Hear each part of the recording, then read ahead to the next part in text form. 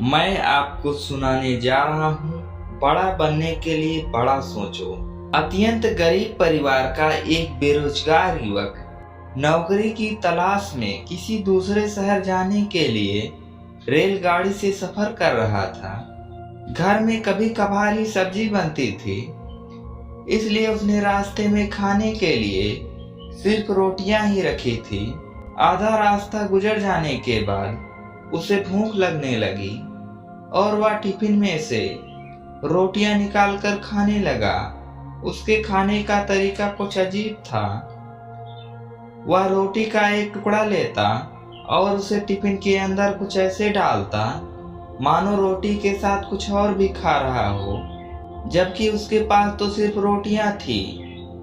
उसकी इस हरकत को आसपास के दूसरे यात्री देखकर हैरान हो रहे थे। वह युवक हर बार रोटी का एक टुकड़ा लेता और झूठ मूठ का टिफिन में डालता और खाता। सभी सोच रहे थे कि आखिर वह युवक ऐसा क्यों कर रहा था। आखिरकार एक व्यक्ति से रहा नहीं गया और उसने उससे पूछ ही लिया कि भैया, तुम ऐसा क्यों कर रहे हो? तुम्हारे पास तो सब्जी है ही नहीं। फिर रोटी के टुकड़े को हर बार खाली टिफिन में डालकर ऐसे खा रहे हो मानो उसमें सब्जी हो। तब उस युवक ने जवाब दिया, भैया, इस खाली ढक्कन में सब्जी नहीं है, लेकिन मैं अपने मन में यह सोच कर खाता हूँ कि इसमें बहुत सारा अचार है। मैं अचार के साथ रोटी खा रहा हूँ। फिर वह व्यक्ति ने पूछा, खाली ढक्कन में अचार सोचकर सूखी रोटी को खा रहे हो, तो क्या तुम्हें अचार का स्वाद आ रहा है? हाँ, बिल्कुल आ रहा है। मैं रोटी के साथ अचार सोचकर खा रहा हूँ और मुझे बहुत अच्छा भी लग रहा है, युवक ने जवाब दिया।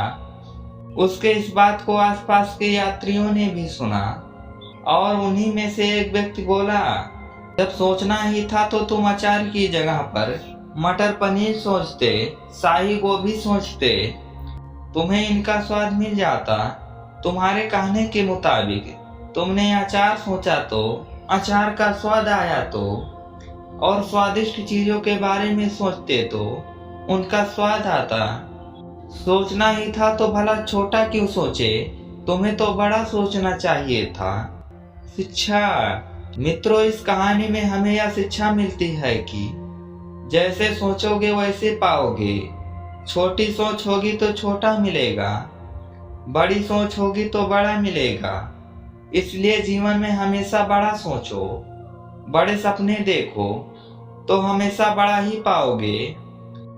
छोटी सोच में भी उतना ही ऊर्जा और समय खपत होगी जितनी बड़ी सोच में। इसलिए जब भी सोचना हो तो हमेशा बड़ी ही सोचो।